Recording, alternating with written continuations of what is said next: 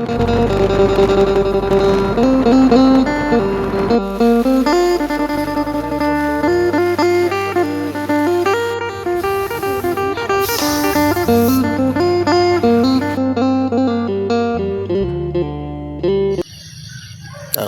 ายดีตอนเช้าสบายดีพ่อแม่พี่น้องปองไปเบิร์ดสุขๆนะ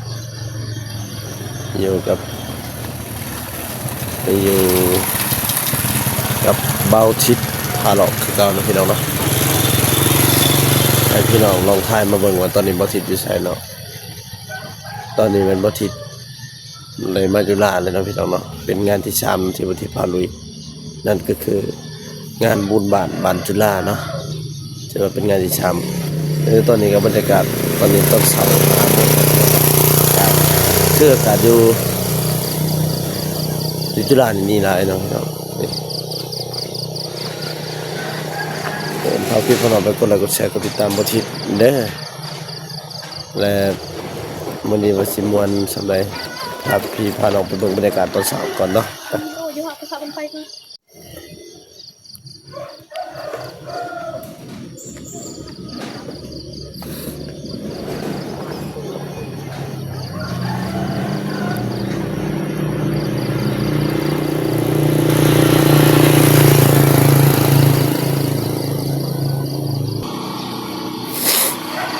พี่น้องตอนนี้ก็บ่ทิศก็ได้มาอยู่บ้านจุฬาวิธีเฮียพ่อไอ้แล้วเนาะตอนนี้ก็เอาบรรยากาศตอนเช้ามาฝากพี่ฝากน้องเนาะก็คืออยู่นี่หั่นแม่นหนาวแห้งมันก็มองเพราะว่าบ่ทิศได้มาเมื่อวานนี้เลยมาคืนนี่2 โมงก่อนนี่เนาะมาแต่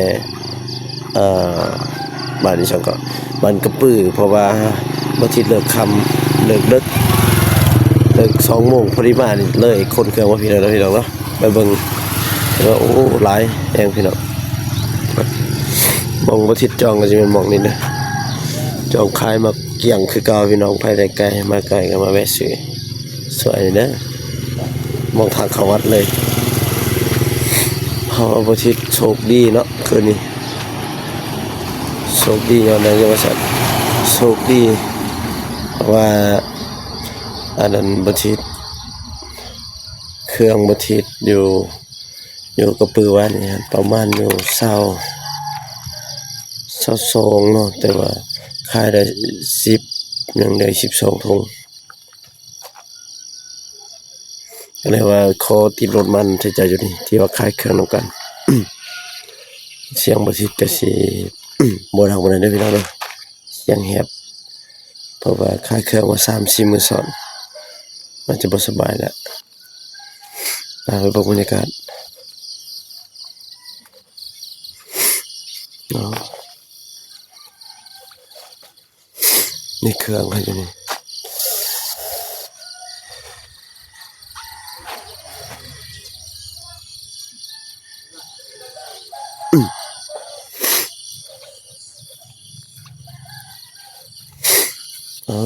อันนี้วงอันเด้อพี่น้องเด้อวงนี้ช่างว่าโอ้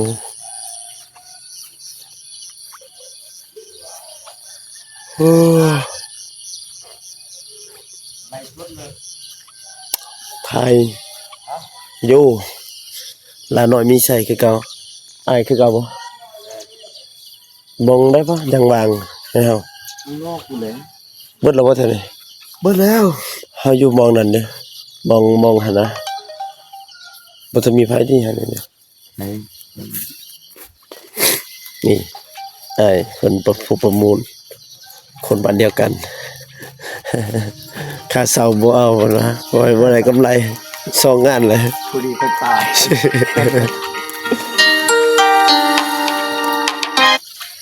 นี่อยู่เนี่ยเท่าน้ำไม้ตัวนี้นี่นะเนี่ยเด้เขาอันนั้นน่ะเด้บ่นี่ได้นี่นั่นเหรอยังอยู่ใช้3 บาท10 บาทคันว่าอยู่ในเข้าไม้แล้วใต้รถบ่มีหม่องรถนี่โอ้อีสักอีไก่นี่เสียย้ำมากมีกระบอกอันนี้มันยังอยู่นี่ไอ้ผมเป่าบ่อยู่นี่ 50ซับ โอ้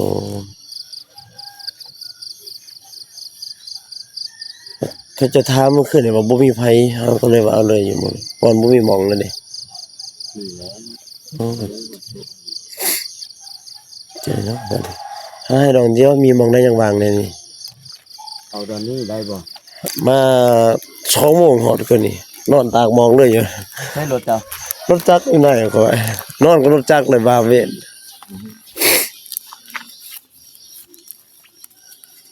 เอาตอนนี้คือซีเมนต์มาอยู่ทางนอกนะโอ้ตายมัน อยู่หมองนี่อยู่โอ้อยู่นอกบ่ดีเลยนี่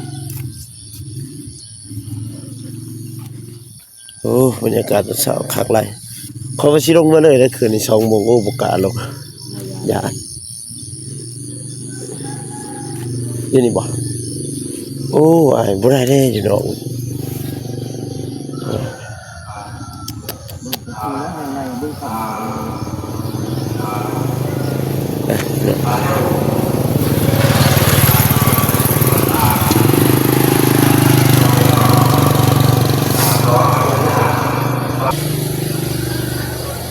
แจ้ง ลง YouTube เหรอ YouTube ครับ YouTube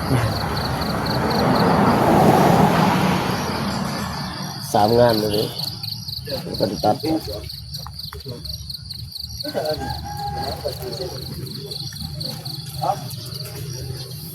ไปเบิ่งบรรยากาศเนาะบรรยากาศอ้อมข้างวงลานน้อยมีใส่คือเก่าพี่น้องเอ้ยวงคนคักแท้ๆนี่รถเนาะ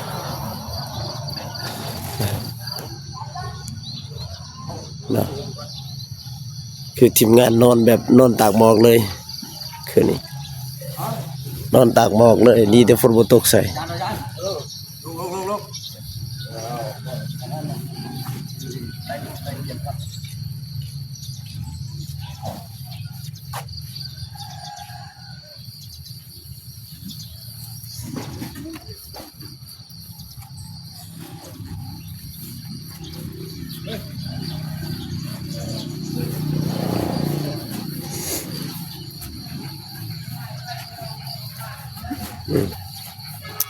นี่พี่น้องโอ้ยซ้ำสิเต้นซ้ำสิโยงเลยลานน้อยมีใส่ให้บ่ได้แต่ความเสียใจพี่น้องเอ้ยนี่เนาะบรรยากาศ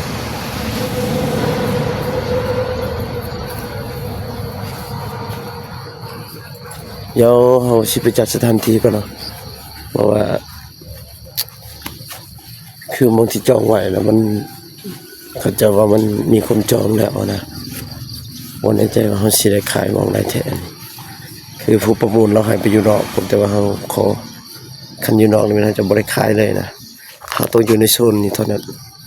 ใส่ว่าคนมาแต่ลุมเนาะมาแต่ถึงแล้วก็มาเจอกันนี่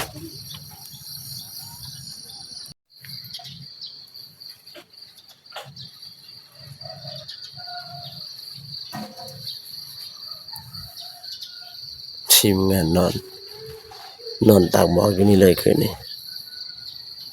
นี่เนาะ2 โมง 3 โมงนอนคืน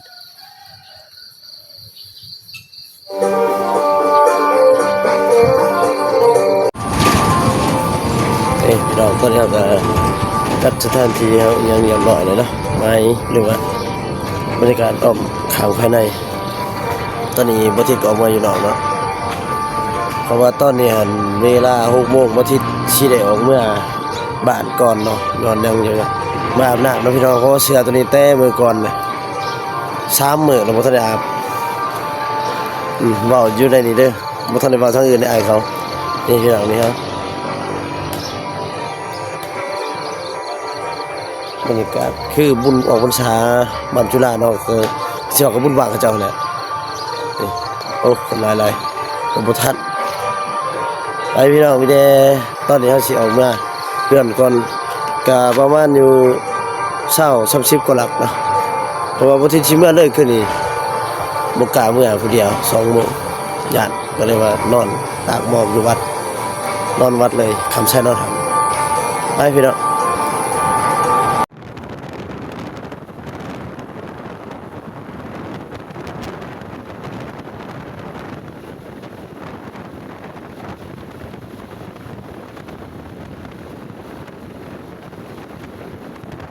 เอาพี่น้องตอนนี้ก็บ่ทิศมาหอเทือนเลยเนาะเอาเทือนบ่ทันได้อาบน้ำนี่มาหอเทือนปุ๊บแล้วก็นอนเลยแล้วก็ตื่นมาเปลี่ยนเสื้อนี่พี่น้องบ่ทันได้อาบเลยนี่เบิ่งตานี่โอ้ตาก้นแถวก้นว่าพี่น้องเอ้ย2 คืนบ่ได้นอนเนาะ2 มื้อ2 คืนบ่ได้นอนพี่น้องเอ้ยตอนนี้เฮามาเฮือนเนาะกลับมาเฮือนเพราะว่ามาพักผ่อนหั่นน่ะวะเพราะว่าแต่บ้านจุฬา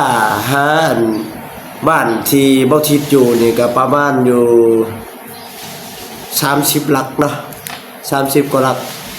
เพราะว่าคืนนี้บ่ทิศบ่สิมาคืนนี่แหละแต่ว่า2 โมงแล้วบ่ทิศก็ย้านแน่เพราะว่ามันจะเป็นป่าเป็นหยังมันเปรี้ยวเฮาก็ย้านผีหลอกแน่ย้านคนลัดแน่พี่น้องก็เลยว่านอนตากหมอกเลยก็ถือว่าเป็นประสบการณ์ทมิตของบ่ทิศเลยนี่ที่ว่าได้มานอนไปในวัดไปทำงานวัดงานนั้น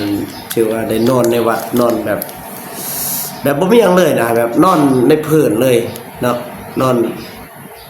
ตากหมอกเลยนะพี่น้องเนาะนี่ก็อยู่เฮือนแหละเดี๋ยวอีกจะน้อยพวกเขาสิกลับไปจุฬาคืนเอาเผื่อไปขายเครื่องเพราะว่าเครื่องเขาพกไว้อยู่พุ่นบ่แน่ใจว่าเขาสิมีหม้องขายบ่เพราะว่าข่าวว่าบ่มีเจ้าของเนาะยันว่าคนอื่นเขาจะเอาเพราะว่ามันเป็นงานใหญ่งานบุญบ้านบุญออกพรรษาบ้านจุฬาเนาะพี่น้องเนาะไปเจอกันที่จุฬาสบายดีพี่น้องตอนนี้เฮามันบ่ทิศก็ได้กลับมาคืนหลังจากที่ว่ากลับเมื่ออาบน้ำอยู่เฮือนเนาะเมื่อคืนนี่ตอนเช้าอาบน้ำอาบท่าแล้วก็กลับมาคืนตอนนี้เฮากลับมาจุฬาเครื่องเพื่อมาขายเครื่องตอนนี้ก็เวลา12 โมงเนาะนี่คนหลายแล้วพี่น้องคนหลายแล้วมองที่เฮาจองไว้เนาะมองที่บ่ทิศจองไว้แม่นบ่ได้ซ้ำพี่น้องเอ้ยคนหลายแล้ววันนี้เขาจะเอาเขาก็บ่ฮู้ว่าสินั่งอยู่ไสตอนนี้เฮายังหาอยู่พี่น้องเพราะว่าเขาประมูลแล้วเขาจะสร้างให้บ่ครบ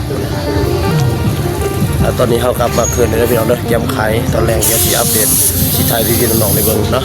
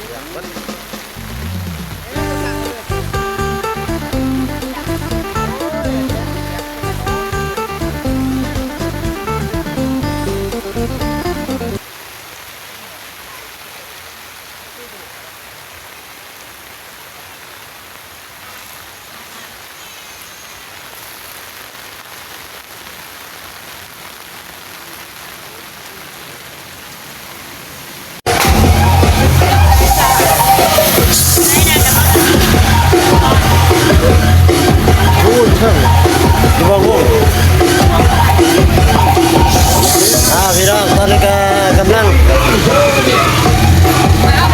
เราสิขายเราสิขายเครื่องเนาะจะสำหรับคลิปนี้ก็บางทีก็สิได้จบไปเพียงเท่านี้พี่น้องเนาะ